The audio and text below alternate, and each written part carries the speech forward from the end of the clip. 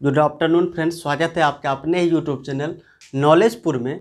इससे पहले हम केमिस्ट्री में बहुत 3-4-7 वीडियो की लमसम में ले चुके हैं, जिसमें हम आपको सिलेबस डिस्कशन, पहला चैप्टर का शुरुआत कर चुके थे। रासायनिक अभिक्रिया एवं समीकरण, रासायनिक अभिक्रिया बताए आपको, रासायनिक समीकरण बताए, रासायनिक समीकरण के प्रकार बताए, संतुलित और असंतुलित पढ़ाए।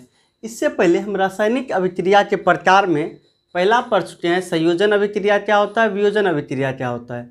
इस वीडियो में हम केमिस्ट्री का 2 प्रकार पढ़ चुके थे, संयोजन और वियोजन। इसमें हम पढ़ेंगे उदासीनीकरण अभिक्रिया क्या होता है। उदासीन का मतलब क्या होता है कि उदासीन का मतलब होता है कि न्यूट्रल हो जाना। न्यूट्रल मतलब क्या, अगर हम गर्म मिजाज के हैं तो ये भी मतलब मेरा एक स्वभाव हुआ गर्म, तो क्या होता है बहुत सारा नर्म विचार होता है। जैसे इतना नर्म, अगर उसके सामने गलती भी कर रहा है, ऐसा भी नहीं होना चाहिए, बहुत ज़्यादा गर्म भी नहीं होना चाहिए, बहुत ज़्यादा ठंडा भी नहीं होना चाहिए। होना क्या चाहिए, अगर बच्चा गलती कर रहा है तो उसको समझाना चाहिए, ठीक है। उदासीन में क्या होता है कि हम यही कर रहे हैं। जैसे अम्ल का एक अलग गुण है, ये खट्टा होता है।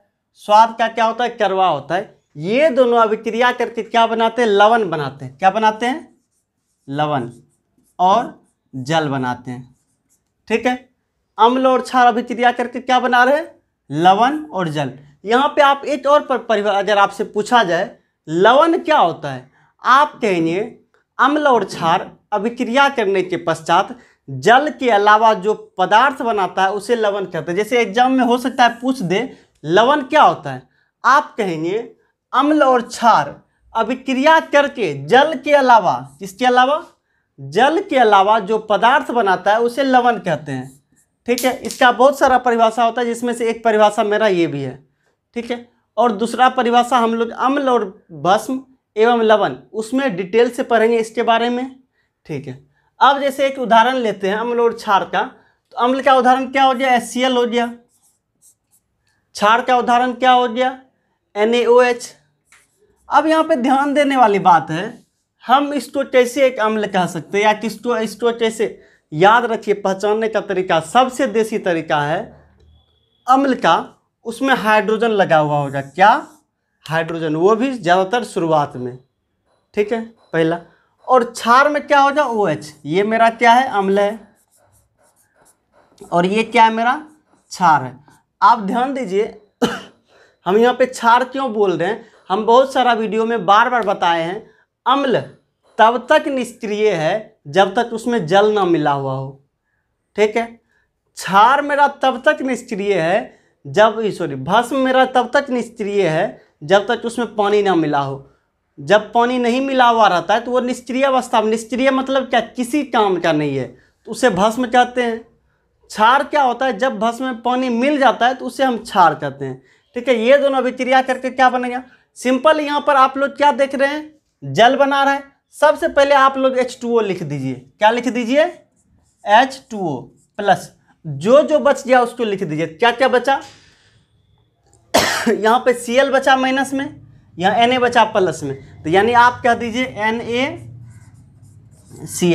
तो NaCl क्या हो गया, मेरा लवण हो गया, ठीक है। जैसे हम लोग जो नमक खाते हैं वो क्या है, लवण है, और ये मेरा जल है। एक और उदाहरण ले लेते हैं हम लोग उदासीनीकरण अभिक्रिया में। दूसरा है पोटेशियम हाइड्रोक्साइड। पोटेशियम हाइड्रोक्साइड तो मेरा क्षार हो गया, ठीक है। अम्ल क्या हुआ, हम ले सकते हैं H2SO4।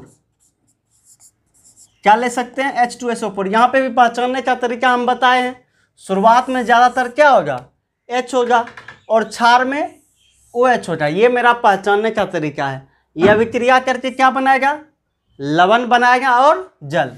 चलिए सबसे पहले आप लोग जल का H2O लिख दीजिए, पहला। सेकेंड पॉइंट, अब जो बच गया वो सब लिख दीजिए। क्या बचा, K बचा और SO4 बचा, KSO4। यहाँ पे ध्यान देने वाली बात है, यहाँ पे K2 हो जाता है, ठीक है। अब देखिए ये हो गया मेरा। इसे हम उभय विस्थापन अभिक्रिया भी कह सकते हैं। उभय विस्थापन आप लोग तो नहीं बताए हैं। उभय विस्थापन क्या होता है कि दोनों एक दूसरे में शिफ्ट हो जाता है। जैसे यहाँ पे K,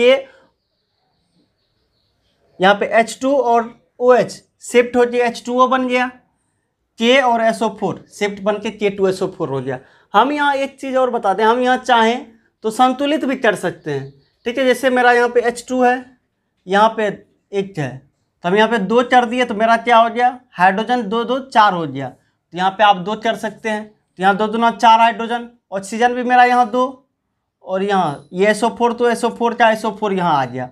ऑक्सीजन मेरा कितना हो गया, 2 हो गया। यहाँ पे भी ऑक्सीजन मेरा, हाँ OH मेरा 2 हो गया। ठीक है, उसके बाद क्या बचा, के बचा। के भी मेरा 2 हो गया, यहाँ भी 2 हो गया। SO4 ये मेरा संतुलित हो गया। उसके बाद देखते हैं हम हाइड्रोजन, यहाँ पे तो ऑलरेडी संतुलित है। यानी आप लोग पहला समझ गए उदासीनीकरण अभिक्रिया। अब हम आप लोग को बताएंगे प्रकाश रासायनिक अभिक्रिया क्या होता है। ठीक है, अब हम समझते हैं प्रकाश रासायनिक अभिक्रिया क्या होता है। ठीक है, यहाँ पर देखिए सबसे पहला शब्द है रासायनिक अभिक्रिया। रासायनिक अभिक्रिया के बारे में आप लोग जानते हैं कि जब कोई 2 या 2 से अधिक पदार्थ या एक या एक से अधिक पदार्थ अभिक्रिया करके अपने से नए गुण वाले पदार्थ बनाते हैं। यानी कि अगर गुण अगर सेम है तो रासायनिक अभिक्रिया हुआ नहीं, अपने से नया गुण होना चाहिए, तो वो मेरा क्या हो गया, रासायनिक अभिक्रिया। अब यहाँ पे एक नया शब्द आ गया है प्रकाश। अब हम समझते हैं प्रकाश क्या होता है। यानी रासायनिक अभिक्रिया तो हम समझ गए कि एक या एक से अधिक पदार्थ मिलकर एक या एक से अधिक नए गुण वाले पदार्थ का निर्माण करेंगे। ठीक है, प्रकाश का सीधा सीधी मतलब होता है कि वो अभिक्रिया अगर केवल प्रकाश की उपस्थिति में हो तो उसे हम प्रकाश रासायनिक अभिक्रिया कहेंगे।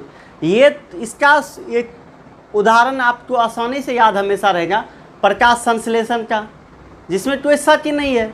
ठीक है, पहला हम प्रकाश संश्लेषण का उदाहरण ले सकते हैं। तो मेरा क्या हो गया, तो सबसे पहली बात प्रकाश संश्लेषण में क्या होता है, पत्ती जो होता है स्टोमाटा के जरिए हवा से कार्बन डाइऑक्साइड लेता है, तो मेरा CO2 हो जाएगा, पहला पॉइंट। सेकेंड पॉइंट क्या, जड़ से जो है जल लेता है तो H2O हो जाएगा। और देखिए जल से बहुत सारा चीज़ लेता है, नाइट्रोजन, हाइड्रोजन, ये वो दिस जेट। ठीक है, लेकिन उसको हम इसमें कंसीडर नहीं करेंगे क्योंकि उसका एक डिटेल चैप्टर हो जाता है कि अब जैसे गाजर है, हर कुछ तो केवल ये 2 से ही नहीं बन रहा होगा। गाजर के लिए अलग सब्सटेंस है, मूली के लिए अलग है, गन्ना के लिए अलग है, गेहूं के लिए अलग है, तो हम वो नहीं ले सकते। तो आप सिंपल में ये समझिए ग्लूकोज कैसे बनता है। तो मेरा हम हवा से क्या ले लिए, कार्बन डाइऑक्साइड, जड़ से क्या ले लिए, पानी, और क्या ले लिए, प्रकाश। ठीक है, और प्रकाश भी क्या है, एक प्रकार का उष्मा है। तो यानी कि ये मेरा जितना भी प्रकाश रासायनिक अभिक्रिया होगा वो क्या होगा, उष्मा शोषी अभिक्रिया भी होगा। ठीक है, हाँ, एक क्वेश्चन मान लीजिए आपसे अगर पूछ दे, ये हम बार बार इसलिए कंसिडर करते हैं क्वेश्चन का क्योंकि आप 50 नंबर का ऑब्जेक्टिव होने लगा आप, और वो 50 नंबर आप ये डिसाइड करता है आपको उस विषय में कितना नंबर आएगा। ठीक है, क्योंकि मान लीजिए अगर हम 50 में से 41 प्लस ला रहे हैं, ठीक है, तो टीचर की नज़र में हो रहा है कि ये बच्चा जानकार है इसलिए तो पर नंबर ला रहा है ना। ठीक है, तो वो हो सकता है क्या ऐसा होता ही है। तो वो सब्जेक्टिव में क्या होता है, आप कितना भी गंदा क्यों ना, सरपट गंदा नहीं बल्कि एक मीडियम में भी बनाए होंगे, तो आपको यहाँ भी 41 प्लस नंबर आएगा। ठीक है, पहला। दूसरा बात है आप कितना भी अच्छा क्यों ना बनाए सब्जेक्टिव में, अगर आपका नंबर 20 से 25 के बीच में आ रहा है, मतलब वो समझ रहा है बच्चा मेरा जनरल है, और बच्चा मेरा जनरल है, सब्जेक्टिव में भी आपको जनरल नंबर ही देगा। लेकिन ऐसा भी तो हो सकता है सब्जेक्टिव, मेरे अनुसार से सब्जेक्टिव बनाना ज़्यादा आसान है ऑब्जेक्टिव की अपेक्षा में, क्योंकि ऑब्जेक्टिव में क्या होता है आपको हर लाइन पढ़ना पड़ता है, हर लाइन का मतलब समझना पड़ता है, हर चीज़ का कंसेप्ट समझना पड़ता है, और यहाँ पर हम कंसेप्ट बताने का ही कोशिश कर रहे हैं। तो आपको क्वेश्चन में पूछ सकता है निम्नलिखित में से कौन सी अभिक्रिया एक उष्माशोषी अभिक्रिया भी है। ऑप्शन ए संयोजन, ऑप्शन बी वियोजन, ऑप्शन सी प्रकाश रासायनिक अभिक्रिया, ऑप्शन डी इनमें से कोई नहीं या इनमें से सभी हो सकता है। संयोजन अभिक्रिया मेरा उष्माशोषी अभिक्रिया हो भी सकता है, नहीं भी हो सकता है। वियोजन अभिक्रिया जनरली नहीं होता है क्योंकि वो टूटने के बाद उष्मा रिलीज करता है, यानी वो उष्माक्षेपी अभिक्रिया होता है। प्रकाश रासायनिक अभिक्रिया में उसमें प्रकाश तो हम दे रहे हैं, प्रकाश अगर हम दे रहे हैं तो इसका मतलब हम प्रकाश के द्वारा उष्मा भी तो दे रहे हैं ना, तो उष्मा दे रहे हैं। तो प्रकाश रासायनिक अभिक्रिया मेरा क्या हो गया, उष्माशोषी अभिक्रिया। ठीक है, ये बन के क्या बना, ग्लूकोज बना, यानी C6H12O6। आप लोग ध्यान रखिएगा ग्लूकोज का यही फॉर्मूला होता है, C6H12O6। ठीक है। ग्लूकोज बना, प्लस में ऊर्जा बना, क्या बना, ऊर्जा। कितना ऊर्जा, तो 38 ATP। कितना ऊर्जा बना, 38 ATP, ठीक है। चलिए या इसको आप मिटा भी सकते हैं, चलिए इसको मिटा देते हैं। तो ये मेरा ग्लूकोज हो गया। तो यहाँ पर इसको हम चाहें तो संतुलित भी कर सकते हैं। चलिए इसको हम रिटोल कर देते हैं संतुलित में। यहाँ पे कार्बन 6 है, यहाँ पे कार्बन कितना है, ओनली 1 है, तो यहाँ पे हम क्या करते हैं, 6 देते हैं। तो कार्बन कार्बन संतुलित। अब ऑक्सीजन 6 दूना 12, यहाँ 12 1 13। ऑक्सीजन कितना है, 12 1 13 है, और यहाँ पे ऑक्सीजन कितना है, ऑक्सीजन मेरा 6 है। तो चलिए ऑक्सीजन को हम बाद में संतुलित करेंगे क्योंकि इसमें थोड़ा सा दिक्कत हो रहा है। हाइड्रोजन तो पहले कर लेते, तो हाइड्रोजन मेरा 2 है और यहाँ पे हाइड्रोजन 12 है। तो यहाँ पे हाइड्रोजन मेरा कितना हो गया, 6 हो गया हाइड्रोजन। तो जब हाइड्रोजन मेरा 6 हो गया तो ऑक्सीजन कितना हो गया, यहाँ 6 दूना 12 और यहाँ 6 18, ठीक है। तो ऑक्सीजन भी मेरा कितना होना चाहिए था, 18 होना चाहिए था। लेकिन जब हम 3 हाइड्रोजन दिए देते हैं तो प्रॉब्लम ये हो जाएगा कि ये कार्बन और हाइड्रोजन ये भी मेरा असंतुलित हो रहा है। तो इसको फिर से संतुलित हम कर देते हैं। कार्बन छोटिया 18, यहाँ पे कार्बन कितना है, 6 है, ठीक है। तो यहाँ पे अगर हम 18, यानी बहुत सारा थी, बहुत चीज़ को संतुलित करना पड़ जाएगा, ठीक है। इसको हम इसी तरह रहने देते हैं। इतना आप लोग ध्यान रखिए कि ये दोनों अभिक्रिया करके क्या बना, ग्लूकोज बना। तो पहला प्रकाश संश्लेषण हो गया आपका उदाहरण। सेकेंड हो गया, अगर आपको इसमें 3-4 एग्जाम्पल लिखना है, आप सिंपल सा सिल्वर होता है, सिल्वर का सूत्र क्या होता है, Ag होता है, संकेत, सॉरी सूत्र नहीं, संकेत होता है Ag। Ag से संबंधित जितना भी तत्व, हाँ, जितना भी यौगिक होगा वो क्या होगा, वो प्रकाश रासायनिक अभिक्रिया में ही टूटेगा। जैसे हम कह सकते हैं AgBr, ये कब होगा, प्रकाश के उपस्थिति में। किसके उपस्थिति में, प्रकाश की उपस्थिति में ही टूटेगा हमेशा। तो यहाँ पे क्या बना, Ag बना प्लस Br बना। AgI, I का मतलब क्या हो गया, आयोडीन, ये भी प्रकाश की स्थिति में। अब प्रकाश के प्रेजेंट में क्या बनेगा, Ag प्लस I2, यहाँ Br2, ठीक है। तीसरा क्या हो गया, हाइड्रोजन और क्लोरीन, यानी H2, हाइड्रोजन और क्लोरीन, ये दोनों गैस को ये दोनों गैस को जब आप प्रकाश की उपस्थिति में छोड़ेंगे, किसके उपस्थिति में, प्रकाश की उपस्थिति में, तो मेरा क्या बनेगा, HCl बन जाएगा। अब यहाँ पे देखिए हम क्या क्या देखते हैं, थोड़ा सा और रिटोल करते हैं।